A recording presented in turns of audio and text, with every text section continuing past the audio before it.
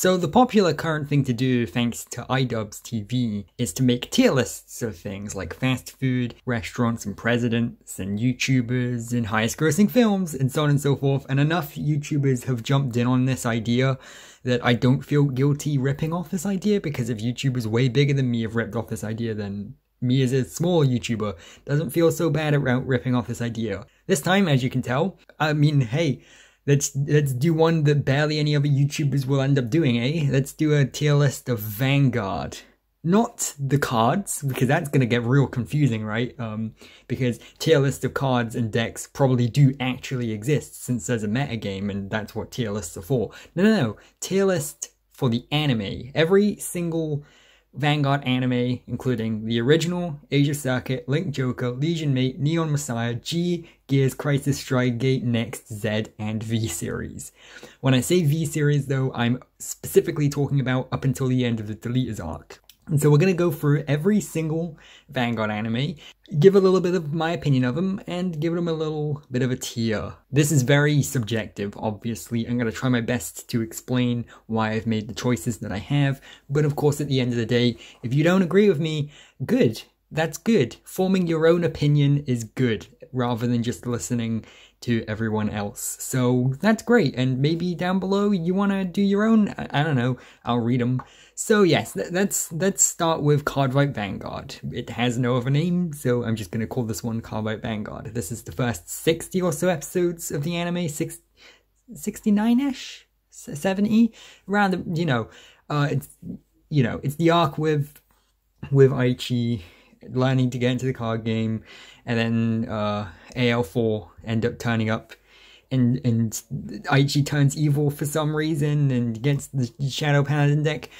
It's honestly one of the weaker arcs in my opinion. I can see why a lot of people like this one so much, and hell, I managed to make it through the arc and continue watching past it. The good is it's a really good original approach to card game anime. As a start, it's really good because it actually it differentiates itself from other similar series like Duel Masters and Yu-Gi-Oh! Right off the bat with the kind of sports anime / slice of life tone. And I think that's the strongest thing about this. It does a really good job of establishing the characters and taking it slow, but unfortunately it takes things a little bit too slow. Again, it's still a good series, but it doesn't really flesh out the characters to the extent you want. It just kind of introduces them, and then they kind of hang around for a bit. Yes, everything this series does is in favor of establishing that sort of slow, more casual tone, which is definitely its biggest strength, but at the same time, it definitely drags for quite a bit too long. And that hurts it a lot more than it may sound. Now again, I can understand why people really like this one, because it very much has a really nice balance of like actually focusing on the card game and giving off this realistic tone, and it does still do a good job of like actually laying the groundwork for future series, which is why I'm going to give it a C. I have no clue how these are going to change later, but C is about right, around about middle. It's not amazing. I still don't like AL4. I don't think anything will ever make me like AL4 as a concept. But it introduces things, and the fact that I managed to, make it past the original series and keep watching, even known as like a 60 or so episode arc in and of itself, is a good sign. So Asia Circuit is one I know a lot of people don't like, and a lot of people think it's one of the weaker series, but I'm gonna immediately drag it into the B column, because I think whilst it's not the best arc in the world, I think this one's the best one in terms of actually doing the slice of life stuff. Yes, really. A lot of people think it focuses too heavily on the supernatural stuff, but I actually don't mind that stuff. I really like the Aichi gets his deck swapped out and has to like adapt to a new deck and learn the new meta game and learn how to do limit breaks and everything. And I feel like it flashes out the characters a little more, not much, but a little more. Like characters like Rekka finally get some focus.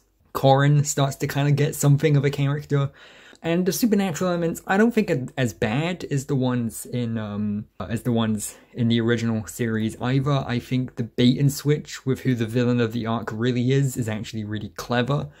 And also it's a much shorter arc. It's only like 35 or so episodes, like 40, something like that, and it's much shorter and it fits that runtime a lot better.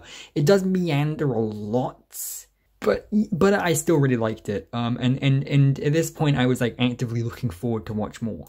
Now Link Joke is going in S. Link Joke is one I could talk about all day every day. Link Joker is such a perfect arc. The first half of Link Joker is such a perfect high school like slice of life fun comedy anime, and the second half is such a really clever way of doing fantasy in a card game anime. Now I know, I'm fully aware, a lot of people just don't like fantasy stuff in their card game anime in general, but I think if you have to do it, then Link Joker does it the best way you possibly could, really.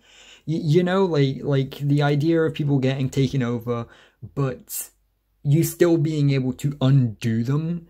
It means that you still don't know who's going to win and who's not going to win each card fight, because it can be reversed. It means you don't know if it will be or not, you know? Like, for example, if we got like a Yu-Gi-Oh! Or a Card Vanguard series where the villain's like, hey, if you lose, you die 100% definitely. You'll know that either the protagonist will win, because, I mean, he's not going to die, or they're going to find some really stupid, like, loophole to get around the death thing.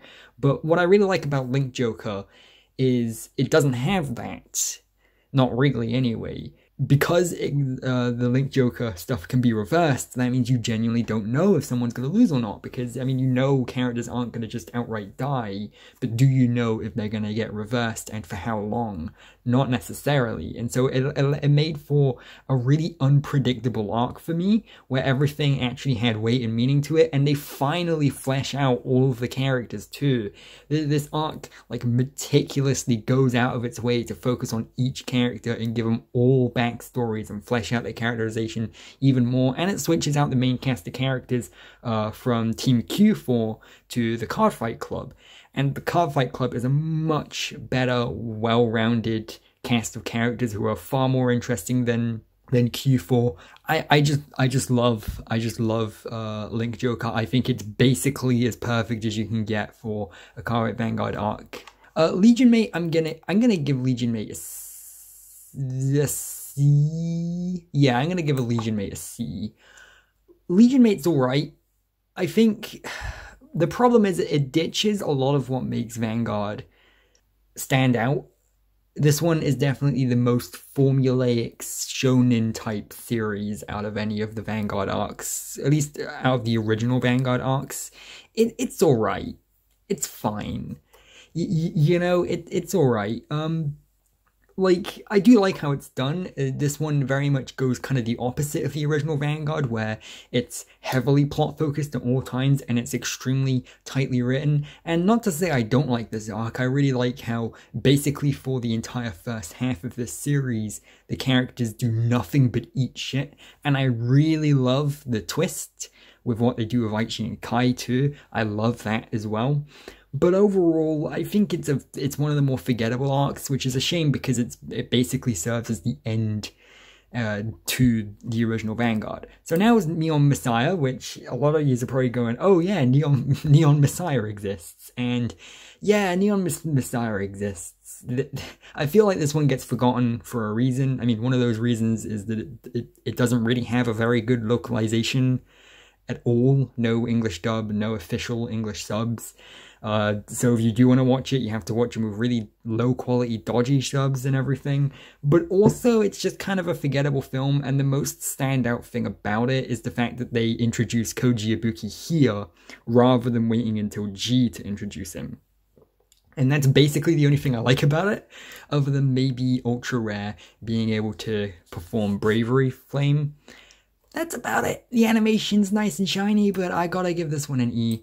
It's just alright. It's fine. It's like a really short film, and yet it still felt like it dragged on for too long. It's not great. So here's G. G's good.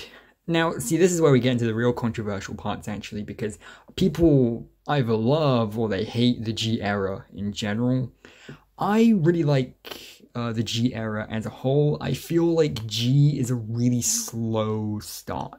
Not in the same way that the original Vanguard is, but mainly because the first half skips past card fights far too often. You never really get fully invested in a card fight in the original G, because they just kind of gloss over it very willy-nilly, which is a shame because they add a lot of new interesting stuff to it. The visuals get a really nice overhaul here. It looks really pretty. The characters have potential, but they never capitalize upon any of it. And the second half of G is a slog. With the evil card fighters, with the training too hard, and the Vanguard's supposed to be a hobby and not a thing you play to get better. That part is just bad, and it was a slog to get through. So I have to give G a D. Haha. Gears Crisis is where G improves quite a bit, actually. Gears Crisis I like quite a bit, and I'm probably gonna give a B.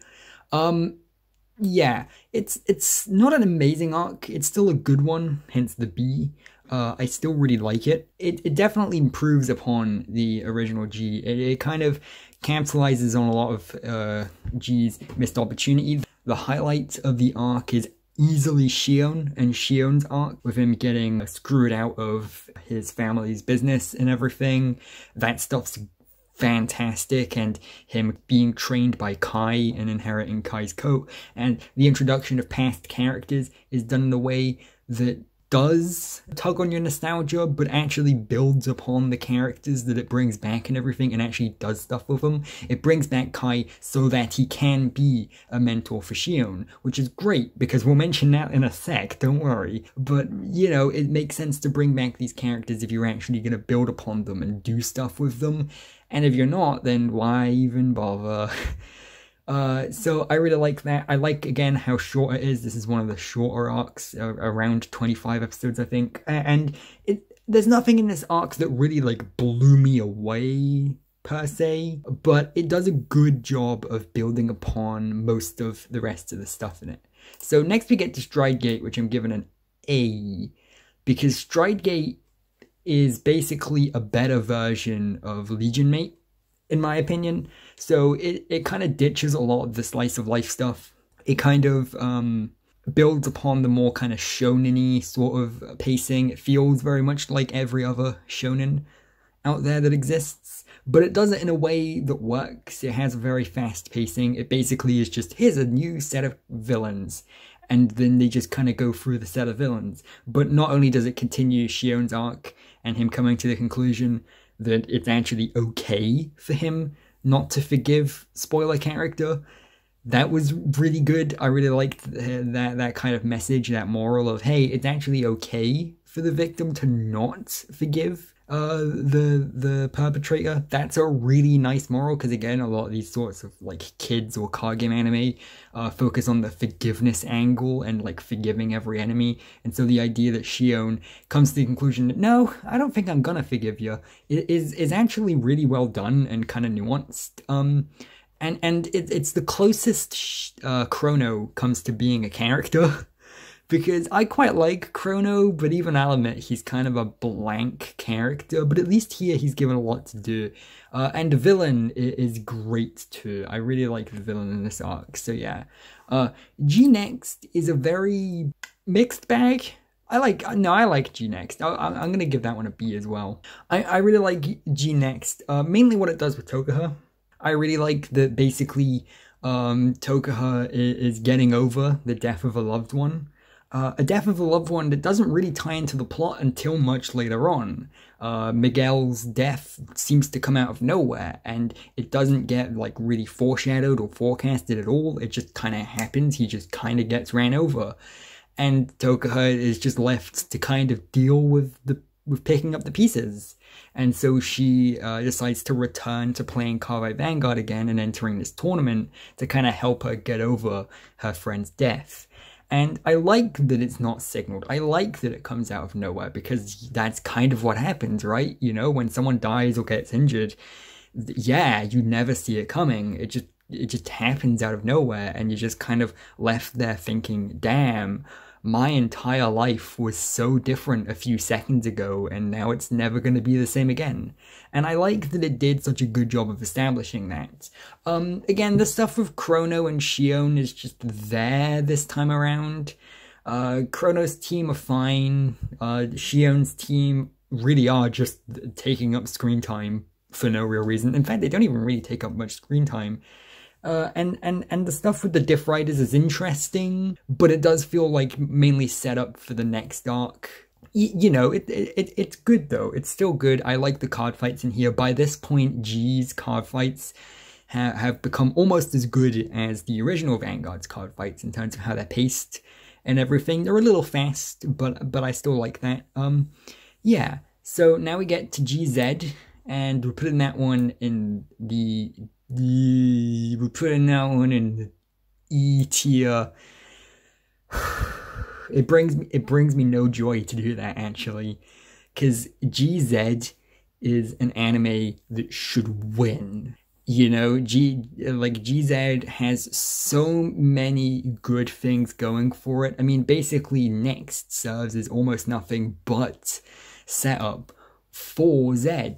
And now you've got this team of Diff Riders who are trying to, like, resurrect Gize, who's like this god and everything, and you've got a lot going on with these characters who have now been set up, and too bad all of it gets swept to the side and none of it gets developed or built upon.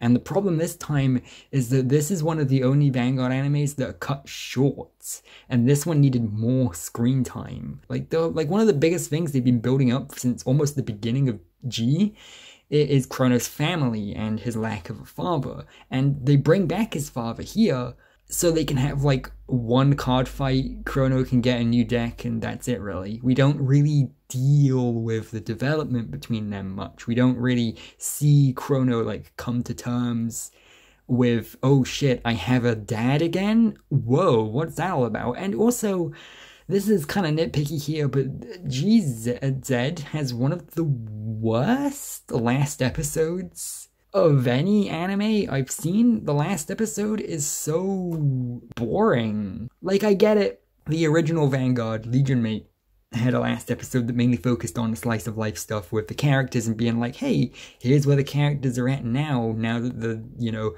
fantasy, threat, supernatural stuff is being dealt with. This is the characters graduating and having fun and stuff.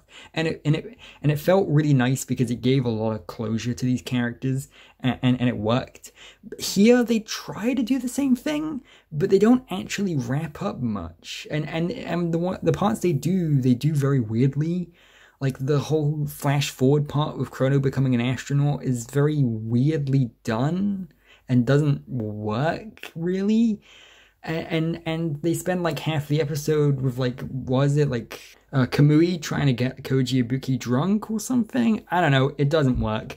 As an end to a series that's already been cut short, it doesn't work, and that's a shame because that's all the last series really needs to do. It just really needs to set everything up, you know. And unfortunately, everyone saw this coming, didn't they? I hate to be the downer, but the reboot's going an F. What can I say about the reboot that I haven't already said? You know, I've done so many episode reviews and different videos about this reboot. It's just nostalgia pandering with no real substance. It's like adapting the manga, but doing it worse than the manga did it anyway. Yeah, I prefer the manga over this reboot. It's wasting our time, really. And I get it, Bushiroad don't really owe us anything. But if they want to keep selling these trading cards and they want to keep me being a fan and stuff, you know, I kind of want to see this anime sort of progressing. And going back and undoing everything and doing a mediocre manga adaptation, which, by the way, the manga itself isn't even that great to begin with. The stuff with AL4 is even worse than it is in the very first story arc of the original.